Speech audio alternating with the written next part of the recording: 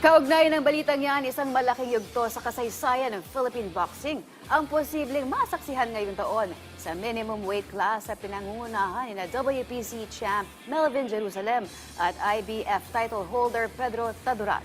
Para sa detalye, narito ang report ni Paolo Salamatin.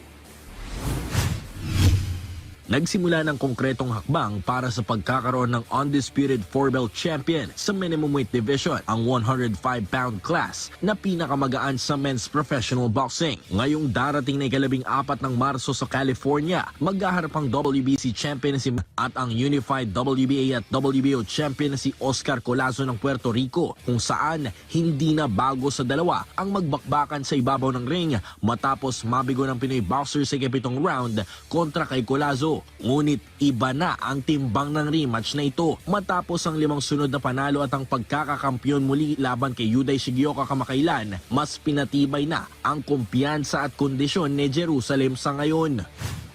Yung unang laban talaga nagkaroon ng problema sa stamina sapagkat he had jet lag problems. Hindi agad nakapag-adjust sa klima sa Amerika itong si Jerusalem. Nagkaroon po kasi ng problema sa kanyang papeles o travel documents. At dahil dito, na-delay ang pagpunta niya sa Amerika. Hindi sila nakadapt sa klima doon.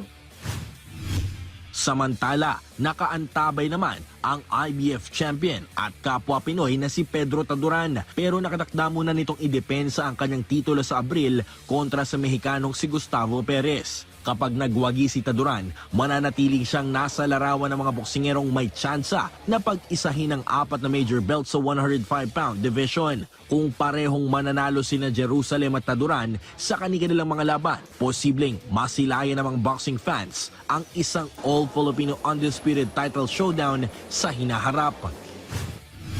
Of course, kung tayo masusunod, gusto natin ma-upset ni Jerusalem itong si Collazo.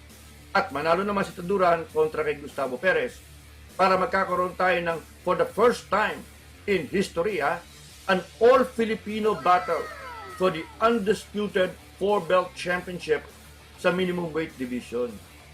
Kung sino mananalo, ay Pilipino, hindi ba? At magkakaroon tayo ng kauna-unahang Pilipino na undisputed 4-belt champion. Wala pang nakakagawa niyan sa history ng Philippine boxing. Sa mga susunod na buwan, malalaman kung sino ang tunay na hari ng pinakamagang dibisyon na minimum weight division at kung ang corona ba ay uuwi sa Pilipinas. Paolo Salamatin para sa Atletang Pilipino para sa Bagong Pilipinas.